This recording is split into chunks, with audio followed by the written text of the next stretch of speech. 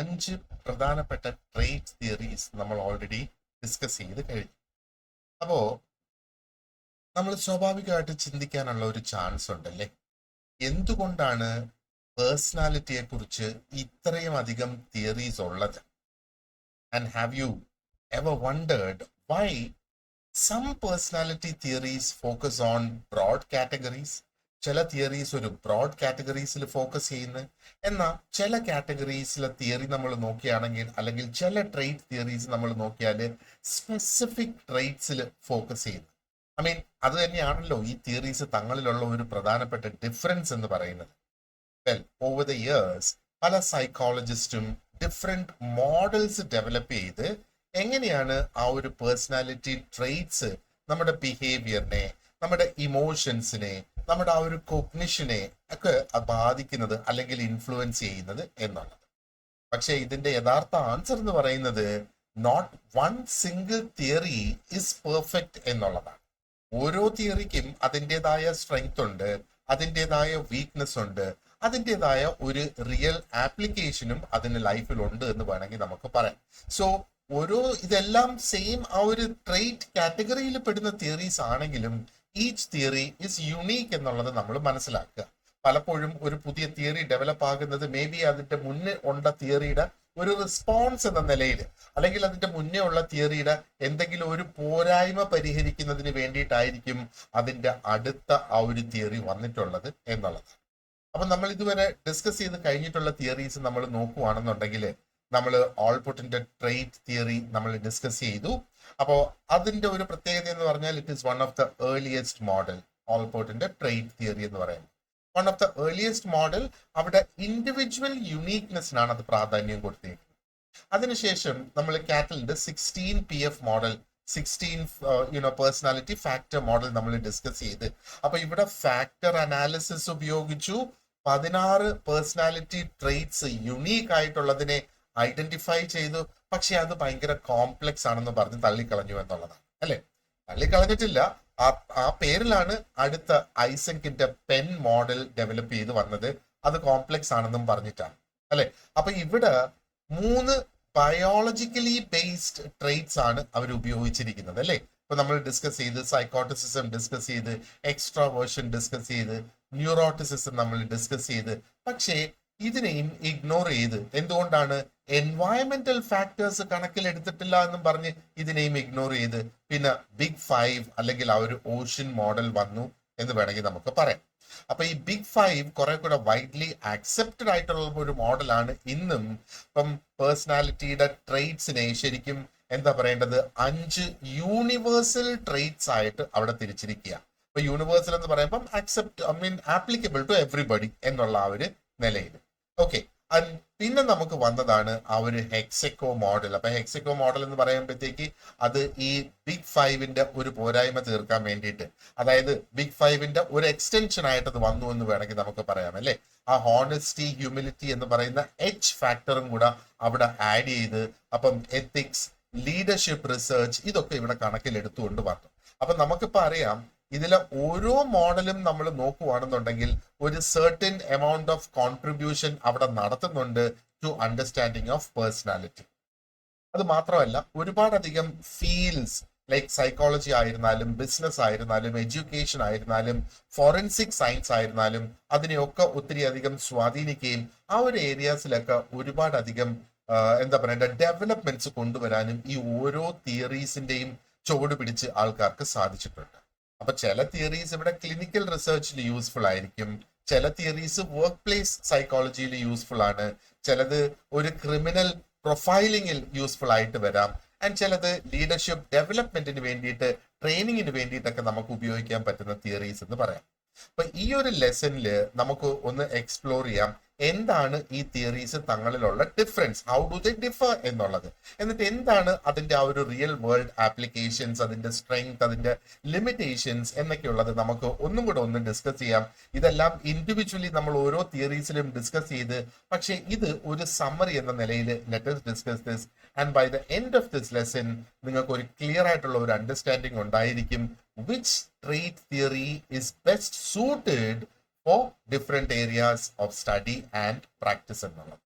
ഏത് തിയറി എവിടെ ഉപയോഗിക്കണം എന്ന നിലയിൽ ഒരു ചോദ്യം വന്നു കഴിഞ്ഞാൽ നമ്മൾ അതിനെ എങ്ങനെ അഭിമുഖീകരിക്കും എന്നുള്ളതാണ് നമ്മുടെ മറ്റൊരു പ്രശ്നം നമ്മൾ ഈ ഒരു ലെസണിലൂടെ നമ്മൾ പരിഹരിക്കുന്നത്. ഓക്കെ, അപ്പോ ഈ തിയറീസിനെ ബേസ് ചെയ്ത് ഞാനിവിടെ ഈ പറഞ്ഞ എല്ലാ തിയറീസിനെയും ബേസ് ചെയ്തുള്ള ഡീറ്റെയിൽഡ് ആയിട്ടുള്ള ലെസൺ നമ്മുടെ ഗോൾഡ് ബാച്ചിൽ ജോയിൻ ചെയ്തിട്ടുള്ള എല്ലാ സ്റ്റുഡൻസിനും അത് ഓൾറെഡി പ്രൊവൈഡ് ചെയ്തിട്ടുണ്ട്. നിങ്ങൾക്കും എല്ലാ തിയറീസിനെയും ബേസ് ചെയ്ത് ഡീറ്റെയിൽഡ് ആയിട്ടുള്ള ലെസൺ ആവശ്യമുണ്ടെങ്കിൽ ഇന്ന് തന്നെ നമ്മുടെ ഗോൾഡ് ബാച്ചിൽ ജോയിൻ ചെയ്യുക എന്നുള്ളതാണ്. ഈ ഒരു വീഡിയോയുടെ ഡിസ്ക്രിപ്ഷൻ ബോക്സിൽ നമ്മുടെ ഒരു വാട്സാപ്പ് സ്റ്റഡി ഗ്രൂപ്പ് ജോയിൻ ചെയ്യുന്നതിന് വേണ്ടിയിട്ടുള്ള ലിങ്ക് കൊടുത്തിട്ടുണ്ട്. അതോടൊപ്പം ഗോൾഡ് ബാച്ചിൽ ജോയിൻ ചെയ്യുന്നതിന് വേണ്ടിയിട്ട് ഞങ്ങളെ കോൺടാക്ട് ചെയ്യാനുള്ള 2 കോൺടാക്ട് നമ്പേഴ്സും നമ്മൾ അവിടെ കൊടുത്തിട്ടുണ്ടാകും. സോ ആ ഒരു നമ്പറിൽ അല്ലെങ്കിൽ അതിൽ ഏതെങ്കിലും ഒരു നമ്പറിൽ നമ്മളെ കോൺടാക്ട് ചെയ്ത് കഴിഞ്ഞാൽ ആ ഓൺ ദ സ്പോട്ട് നിങ്ങൾക്ക് ഗോൾഡ് ബാച്ചിന്റെ അംഗമാകാം. And you will be able to go through all the lessons very much in detail. Okay, so let's move on to what is included in this lesson. അല്ലെങ്കിൽ ഇവിടെ ഒരു deep അനാലിസിസിലേക്ക് നമുക്ക് പോകാം.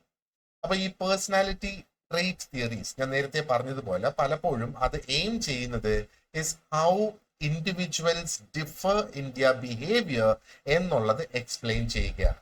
എങ്ങനെയാണ് വ്യക്തികൾ തങ്ങളിൽ അല്ലെങ്കിൽ ഓരോ വ്യക്തിക്കും ആ ഒരു യുണീക്ക് ആയിട്ടുള്ള അല്ലെങ്കിൽ വ്യത്യസ്തമായ ഒരു ബിഹേവിയർ ഉണ്ടാകുന്നത്, അവരുടെ ഇമോഷൻസ് ഡിഫറെന്റ് ആകുന്നത്, അവരുടെ ആ ഒരു കൊഗ്നിഷൻ കേപ്പബിലിറ്റീസ് ഡിഫറെന്റ് ആയി വരുന്നത്. And over time we also understand പല മോഡൽസ് പ്രൊപ്പോസ് ചെയ്യപ്പെട്ടിട്ടുണ്ട്. ഓരോന്നിനും യുണീക്ക് ആയിട്ടുള്ള ഇൻസൈറ്റ്സ് ആണ് നമുക്ക് ലഭിച്ചിട്ടുള്ളത്, അല്ലെ? അപ്പൊ ഇവിടെ നമുക്ക് ഈ തിയറീസ് എല്ലാം കൂടെ എടുത്ത് ഒരൊറ്റ സ്ക്രീനിൽ വെച്ച് നമുക്കൊന്ന് കമ്പയർ ചെയ്ത് നോക്കാം. എന്താണ് ആ ഓരോ തിയറീസിന്റെ യുണീക്നെസ്, എന്താണ് അതിന്റെ സ്ട്രെങ്ത്, അതിന്റെ വീക്ക്നെസ്. അപ്പൊ യുണീക്കില് ആണ് നമ്മൾ ഈ ഒരു കീ ഫീച്ചേഴ്സ് നോക്കുന്നത്.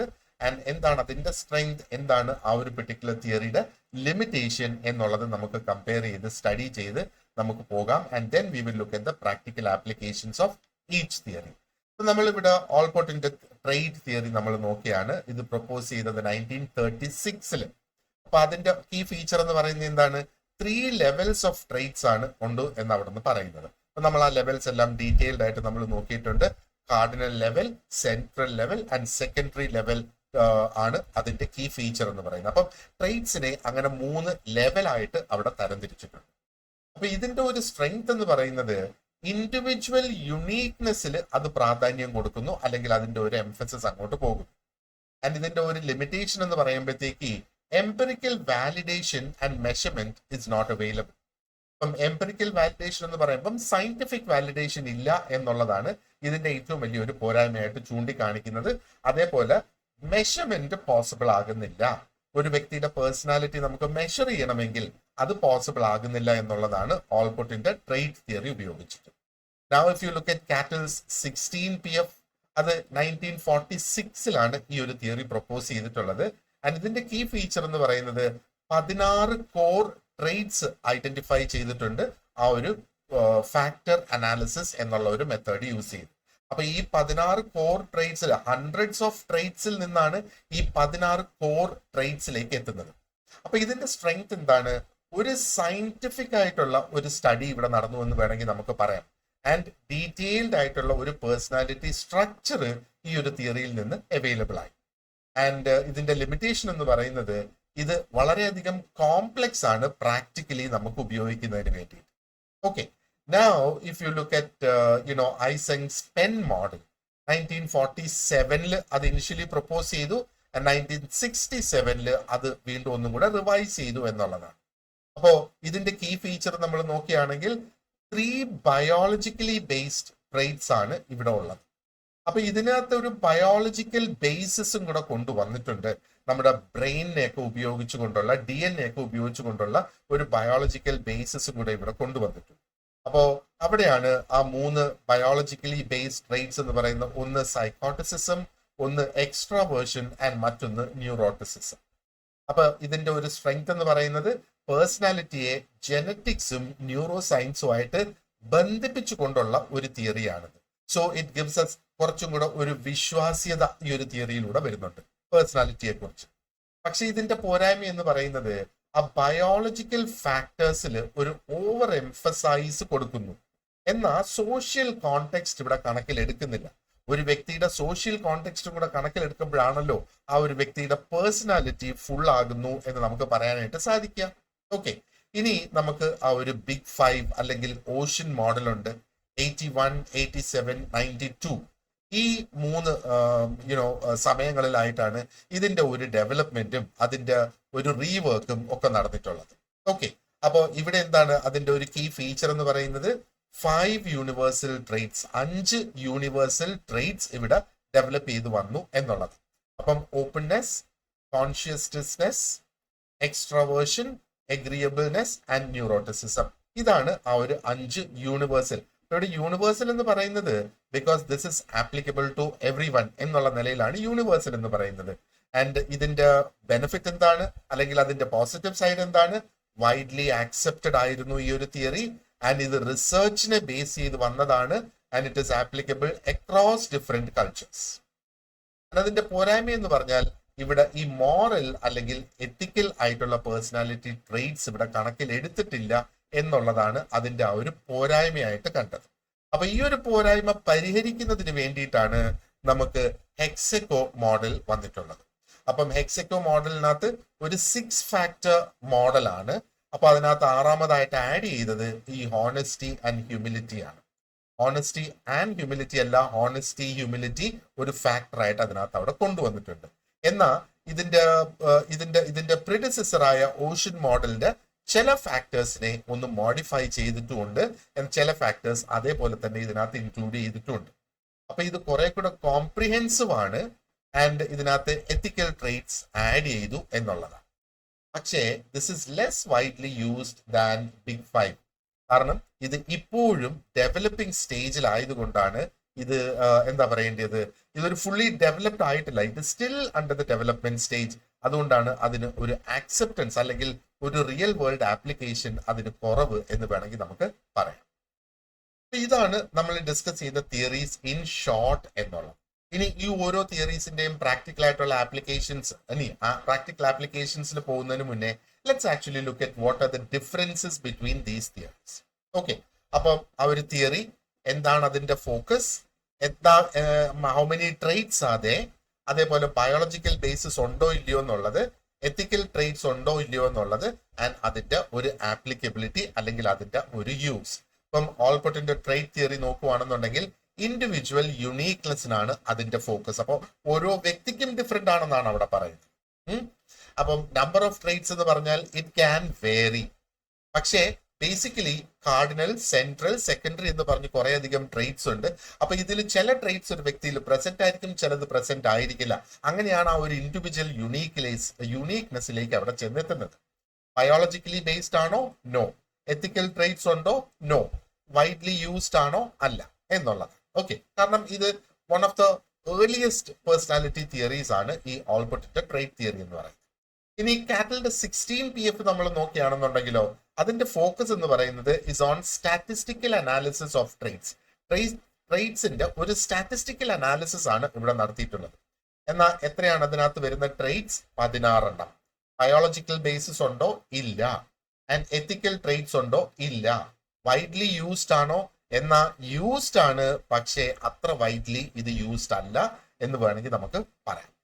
ഇനി അടുത്തത് ഐസെങ്കിന്റെ പെൻ മോഡൽ നമ്മൾ നോക്കിയാൽ ബയോളജിക്കൽ ഫാക്ടേഴ്സ് ഇവിടെ വരുന്നു. ബയോളജിക്കൽ ഫാക്ടേഴ്സിലാണ് അതിന്റെ ഒരു കംപ്ലീറ്റ് ഫോക്കസ് കിടക്കുന്നത്. ആൻഡ് നമ്പർ ഓഫ് ട്രെയ്റ്റ്സ് നോക്കിയാലോ 3. ആൻഡ് അതേപോലെ ബയോളജിക്കൽ ബേസിസ് ഉണ്ടോ? യെസ്. ആൻഡ് അതേപോലെ എത്തിക്കൽ ട്രെയ്റ്റ്സ് ഉണ്ടോ? ഇല്ല. പ്രധാനമായിട്ട് ഇത് ഉപയോഗിക്കുന്നത് റിസർച്ചിലാണ്. ഓക്കെ, ഇനി ബിഗ് 5 അല്ലെങ്കിൽ ഓഷ്യൻ എന്ന് പറയുമ്പോഴത്തേക്ക് ഒരു ബ്രോഡ് ആയിട്ടുള്ള പേഴ്സണാലിറ്റി ട്രെയ്റ്റ്സ് ആണ് ആ ഒരു ബിഗ് 5. കാരണം ഓരോ കമ്പോണന്റ് ഓഫ് ദ ട്രെയ്റ്റ്, ഈ 5 ഓരോ കമ്പോണന്റ് നമ്മൾ എടുക്കുമ്പം അതിനകത്ത് ഒരു ബ്രോഡ് കാറ്റഗറി ഉൾപ്പെടുന്നുണ്ട് എന്നുള്ളത്. അപ്പൊ അതിന്റെ ഫോക്കസ് ഈ ഒരു ബ്രോഡ് പേഴ്സണാലിറ്റി ട്രെയ്റ്റ്സിലാണ്. ഇവിടെ 5 ബ്രോഡ് കാറ്റഗറീസ് ആണ് അല്ലെങ്കിൽ 5 ബ്രോഡ് ഡയമെൻഷൻസ് ആണുള്ളത്. ഓക്കെ, അപ്പൊ ബയോളജിക്കൽ ബേസിസ് ഉണ്ടോ എന്ന് ചോദിച്ചാൽ പാർഷ്യലി യെസ് എന്ന് നമുക്ക് പറയാം. എത്തിക്കൽ ബേസിസ് ഉണ്ടോ എന്ന് ചോദിച്ചാൽ ഇല്ല എന്നുള്ളതാണ്. ആൻഡ് വൈഡ്ലി യൂസ്ഡ് ആണോ? യെസ്. ഇതാണ് ഈ നമ്മൾ ഡിസ്കസ് ചെയ്യുന്ന തിയറീസിൽ ഏറ്റവും വൈഡ് ആയിട്ട് യൂസ് ചെയ്യുന്ന തിയറി ഇതാണ്. ഓക്കെ, ആൻഡ് ഹെക്സെക്കോ മോഡലിന്റെ കാര്യം നോക്കുകയാണെന്നുണ്ടെങ്കിൽ ആ ഒരു മോറൽ ആൻഡ് പേഴ്സണാലിറ്റി ട്രേറ്റ്സും കൂടെ അവിടെ ആഡ് ചെയ്തു. അതിലാണ് അതിന്റെ പ്രധാന ഫോക്കസ് എന്ന് വേണമെങ്കിൽ നമുക്ക് പറയാം. എന്നാൽ ഈ ബിഗ് ഫൈവിലുള്ള എല്ലാ ട്രേറ്റ്സും അതിന്റെ ഭാഗമായിട്ടുണ്ട്. അപ്പൊ ഇതിന്റെ ടോട്ടൽ ട്രേറ്റ്സ് 6 ഓക്കെ. ആൻഡ് വീണ്ടും ബയോളജിക്കൽ ബേസിസ് പാർഷ്യൽ ആണ് ഇവിടെ. ആൻഡ് എന്താ പറയണ്ടേ, എത്തിക്കൽ ട്രേറ്റ്സ് ഇതിനകത്ത് കൊണ്ടുവന്നിട്ടുണ്ടോ? യെസ്, ഇതിൽ മാത്രമാണ് എത്തിക്കൽ ട്രേറ്റ്സ് ഉള്ളത്. അത് ഓണസ്റ്റി, ഹ്യൂമിലിറ്റി ട്രേറ്റ് എന്ന് പറഞ്ഞാണ് അതിനകത്ത് ആഡ് ചെയ്തേക്കുന്നത്. എന്നാൽ ഇത് ഇപ്പോഴും വളർന്നുകൊണ്ടിരിക്കുന്നത് കൊണ്ട് നമുക്ക് വൈഡ്ലി യൂസ്ഡ് എന്ന് പറയാൻ കഴിയില്ല. പക്ഷെ അതിന്റെ ഉപയോഗം കൂടി വരുന്നു എന്നുള്ളത് ഡെഫിനറ്റ് ആയിട്ട് നമുക്ക് പറയാനായിട്ട് സാധിക്കും എന്നുള്ളത്. ഓക്കെ, അപ്പോ ഇനി നമുക്ക് അതിന്റെ ഓരോ അല്ലെങ്കിൽ ഈ ഒരു ട്രേറ്റ് തിയറീസിന്റെ സ്ട്രെങ്ത് എന്താണ് എന്ന് നമുക്ക് നോക്കാനാണെങ്കിൽ, അപ്പോ ഒന്ന് സയന്റിഫിക് ആൻഡ് മെഷറബിൾ ആണ്. എല്ലാ തിയറീസും അങ്ങനെയല്ല. നമ്മൾ ഒരു ആവറേജ് എന്താ പറയേണ്ടത്, ട്രേറ്റ് തിയറീസ് എങ്ങനെയാണെന്ന് നോക്കുകയാണെന്നുണ്ടെങ്കിൽ, ഇപ്പൊ trait theories allow for psychometric testing. Psychometric testing പലപ്പോഴും ഒരു എംപ്ലോയ്മെന്റ് ഓഫറിന്റെ ഭാഗമായിട്ടൊക്കെ ചെയ്യാറുണ്ട്. ആൻഡ് പേഴ്സണാലിറ്റി അസസ്മെന്റ്സ് അത് പോസിബിൾ ആണ് ട്രേറ്റ് തിയറീസ് ഉപയോഗിച്ചുകൊണ്ട്. ഓക്കെ, ഇനി മറ്റൊന്ന് able to predict real world outcome. അപ്പൊ കരിയർ ഗൈഡൻസിന് വേണ്ടിയിട്ട്, മെന്റൽ ഹെൽത്ത് ഡിറ്റർമിൻ ചെയ്യുന്നതിന് വേണ്ടിയിട്ട്, ഇന്റർപേഴ്സണൽ റിലേഷൻഷിപ്സ് എങ്ങനെ ഒരു വ്യക്തി മെയിൻറ്റെയിൻ ചെയ്യുന്നു എന്നൊക്കെ മനസ്സിലാക്കുന്നതിന് നമുക്ക് ഉപയോഗിക്കാം. ഇനി ക്രോസ് കൾച്ചറൽ ആപ്ലിക്കേഷൻ, യെസ്, ചില ട്രേറ്റ് തിയറീസിന് അതുണ്ട്. ഇപ്പം ബിഗ് ഫൈവും ഹെക്സക്കോവും നമ്മൾ എടുക്കുകയാണെന്നുണ്ടെങ്കിൽ they work across different societies. പക്ഷെ അതിനും അതിൻ്റെതായ ലിമിറ്റേഷൻസ് ഉണ്ട്. But then still it is possible. അപ്പൊ ലിമിറ്റേഷൻ നമ്മൾ ആ ഒരു സ്പെസിഫിക് തിയറിയിൽ അത് ഡീറ്റെയിൽഡ് ആയിട്ട് ഡിസ്കസ് ചെയ്തിട്ടുണ്ട് അല്ലെ. ഇനി നമ്മൾ അതിന്റെ വീക്ക്നെസ് നോക്കുകയാണെന്നുണ്ടെങ്കിലോ, trait theories don't explain development, എങ്ങനെ പേഴ്സണാലിറ്റി ഡെവലപ്പ് ആകുന്നു എന്നുള്ളതിന്റെ ഒരു സ്പെസിഫിക് എക്സ്പ്ലനേഷൻ അവിടെ കൊടുക്കുന്നില്ല ട്രേറ്റ് തിയറീസ് എന്നുള്ളത്. അപ്പൊ ഈ തിയറീസ് അത് പേഴ്സണാലിറ്റിയെ ഡിസ്ക്രൈബ് ചെയ്യുന്നുണ്ട്. പക്ഷെ എങ്ങനെയാണ് ഈ ഓരോ ട്രേറ്റ്സും ഡെവലപ്പ് ആയി വരുന്നത്, അത് ജന്മന എല്ലാ ട്രേറ്റ്സും ഒരു വ്യക്തിക്ക് കിട്ടുകയാണോ, അതോ ആ വ്യക്തി വളരുന്നതനുസരിച്ച്, ആ വ്യക്തി ഇടപെടുന്ന സാഹചര്യങ്ങൾ അനുസരിച്ച് ഈ ഓരോ ട്രേറ്റ്സും പ്രോമിനന്റ് ആയിട്ട് വരുവാണോ എന്നുള്ള ഒരു എക്സ്പ്ലനേഷൻ എല്ലാ ട്രേറ്റ് തിയറിയിലും ഇല്ല. ഇനി ഇറ്റ് ഇഗ്നോർസ് സിറ്റുവേഷണൽ എഫക്ട്സ്. അപ്പൊ ഇതിന് വേറെ തന്നെ ഒരു സെറ്റ് ഓഫ് തിയറീസ് ഉണ്ട്. അത് നമ്മളൊരു സെപ്പറേറ്റ് ലെസൺ ആയിട്ട് നോക്കും. അതായത് ഈ പറഞ്ഞ ട്രേറ്റ്സും അതോടൊപ്പം ആ ഒരു സിറ്റുവേഷൻ എൻവയൺമെന്റും കൂടെ കലർത്തി കൊണ്ടുവരുന്ന തിയറീസ് ഉണ്ട് നമുക്ക് വേറെ നോക്കാനായിട്ട്. അപ്പൊ ഇവിടെ personality can change due to life experiences അല്ലെ. പക്ഷേ ആ ഒരു ട്രേറ്റ് തിയറി എന്ന് പറയുന്നത് അത് അസ്യൂം ചെയ്യുന്നത് that it will be stable. ആ ട്രേറ്റ്സ് സ്റ്റേബിൾ ആണത് മാറില്ല എന്നുള്ളതാണ് ട്രേറ്റ് തിയറീസ് പൊതുവെ പറയുന്നത്. ഇനി കൾച്ചറൽ ഡിഫറൻസസ് നോക്കിയാൽ ചില trait theories they don't apply universally. അപ്പൊ എല്ലാവർക്കും ഒരേപോലെ നമുക്ക് എടുത്ത് അപ്ലൈ ചെയ്യാൻ പറ്റുന്നതല്ല. അപ്പൊ അങ്ങനെ വരുമ്പോഴാണ് ഈ 16 PF എന്ന് പറയുന്ന മോഡൽസ് ഒക്കെ ഒരു ക്രോസ് കൾച്ചറൽ സെറ്റിംഗിൽ ലെസ് റിലയന്റ് ആയിട്ട് വരും എന്നുള്ളത്. ഓക്കെ, ഇനി ഈ ഒരു ട്രേറ്റ് തിയറീസിൽ which trait theory is the best എന്നുള്ള ഒരു ചോദ്യം നമുക്ക് വരികയാണെങ്കിൽ, നമുക്കിപ്പം one single theory is the best over every one എന്ന് നമുക്ക് പറയാനായിട്ട് കഴിയില്ല. അപ്പോ സിംപ്ലിസിറ്റി ആൻഡ് പ്രാക്ടിക്കാലിറ്റി ആണ് നമ്മൾ നോക്കുന്നതെങ്കിൽ ഈ ബിഗ് ഫൈവ് അല്ലെങ്കിൽ ocean model is the best one. അതേപോലെ ക്ലിനിക്കൽ റിസർച്ചിനും ബ്രെയിൻ ബേസ്ഡ് സ്റ്റഡീസിനും ഒക്കെ ആണെങ്കിൽ ഐസെങ്കിന്റെ പെൻ മോഡൽ, കാരണം അവിടെ ഒരു ബയോളജിക്കൽ ബേസിസ് കൊണ്ടുവന്നിട്ടുണ്ട്. ഇനി എത്തിക്കൽ ആൻഡ് മോറൽ ബിഹേവിയറിന്റെ റിസർച്ചിനാണെങ്കിൽ ഹെക്സക്കോ മോഡൽ ആണ് എടുക്കേണ്ടത്. ഇനി ആ ഒരു personal uniqueness and self reflection ഒക്കെ ആണെങ്കിൽ നമുക്ക് ഏറ്റവും പുരാതനമായ ഓൾപോർട്ടിന്റെ ട്രേറ്റ് തിയറി നമുക്ക് എടുക്കണം. ഇനി എന്തെങ്കിലും തരത്തിലുള്ള ഡീറ്റെയിൽഡ് ആയിട്ടുള്ള അസസ്മെന്റ്സ് നമുക്ക് നടത്താനാണ് ഒരു വ്യക്തിയുടെ ബിഹേവിയറിനെ അനുസരിച്ചെങ്കിൽ നമുക്ക് ഈ ഒരു കാറ്റലിന്റെ 16 PF മോഡൽ തന്നെ നമ്മൾ എടുത്തെങ്കിലേ അത് നമുക്ക് ഇവിടെ പോസിബിൾ ആവുകയുള്ളൂ എന്നുള്ളതാണ് നമ്മൾ മനസ്സിലാക്കേണ്ടത്. സോ ഇൻ ഷോർട്ട്, നമ്മൾ അപ്രോച്ചസ് ടു പേഴ്സണാലിറ്റി തിയറീസിൽ നമ്മൾ ഈ ഒരു ട്രേറ്റ് അപ്രോച്ച് ആണ് ഇപ്പൊ കംപ്ലീറ്റ് ചെയ്തിട്ടുള്ളത്. ഇപ്പൊ ട്രേറ്റ് അപ്രോച്ചിന്റെ കോർ ഐഡിയ, ആ ഒരു ഗ്രൂപ്പ് ഓഫ് തിയറീസ് എല്ലാം കൂടി എടുത്ത് അതിന്റെ കോർ ഐഡിയ എന്ന് പറയുന്നത് personality is made up of stable measurable traits that influence behaviour എന്നുള്ളതാണ്. ഇനി അടുത്ത ഒരു സീരീസ് ഓഫ് ലെസൺസിൽ ഒന്ന് നമ്മൾ സൈക്കോ ഡൈനാമിക് അപ്രോച്ച് നോക്കും. സൈക്കോഡൈനാമിക് അപ്രോച്ചിന്റെ കോർ ഐഡിയ എന്താണ്? Personality is shaped by unconscious conflicts, childhood experiences and internal drives. അപ്പൊ ഇവിടെയാണ് ഫ്രോയിഡിന്റെ ഒക്കെ തിയറീസ് വരുന്നത്.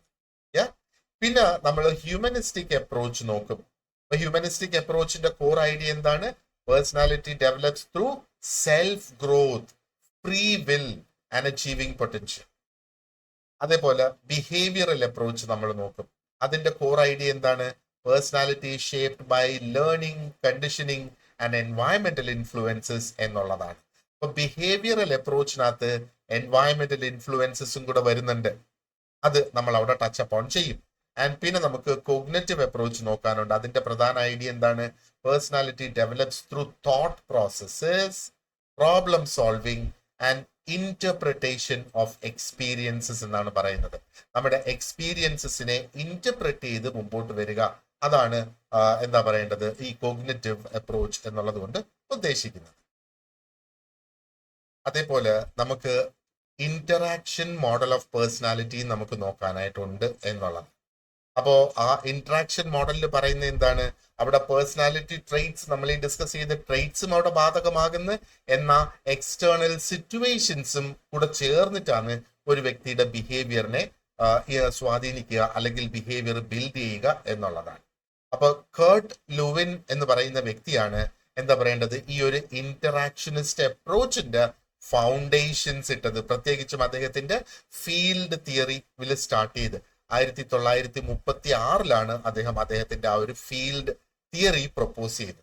അതുകൂടാതെ നമുക്ക് ഡിസ്കസ് ചെയ്യാനുള്ള കുറച്ച് കോൺസെപ്റ്റ്സ് അതിനകത്ത് നോക്കുകയാണെങ്കിൽ വാൾട്ടർ മിഷലിന്റെ പേഴ്സൺ സിറ്റുവേഷൻ ഡിബേറ്റ് നമുക്ക് നോക്കേണ്ടതായിട്ടുണ്ട്. അതേപോലെ നമുക്ക് റെസിപ്രോക്കൽ ഡിറ്റർമിനിസം ആൽബർട്ട് ബണ്ടൂറയുടെയാണ്, അത് നമുക്ക് നോക്കേണ്ടതായിട്ടുണ്ട്. പിന്നെ കൊഗ്നിറ്റീവ് എഫക്റ്റീവ് പേഴ്സണാലിറ്റി സിസ്റ്റം അല്ലെങ്കിൽ CAPS CAPS എന്നറിയപ്പെടുന്നത്, അതും വാൾട്ടർ മിഷലിന്റെ ആണ്.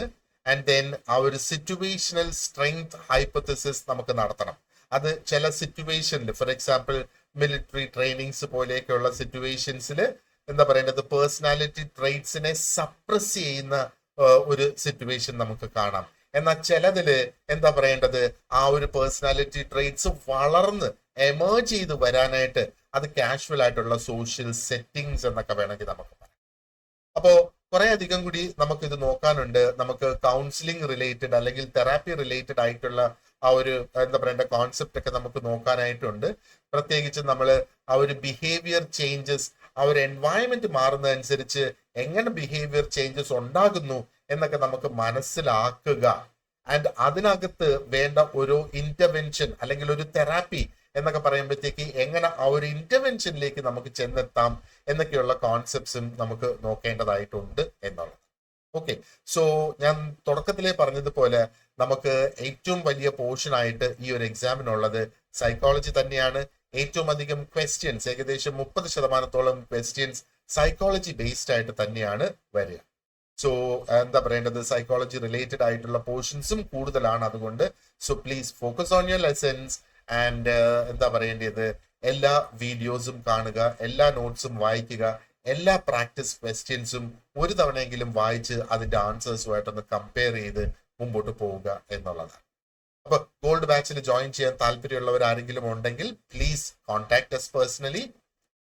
Thank you very much for watching this lesson and you have a great day ahead. Thank you.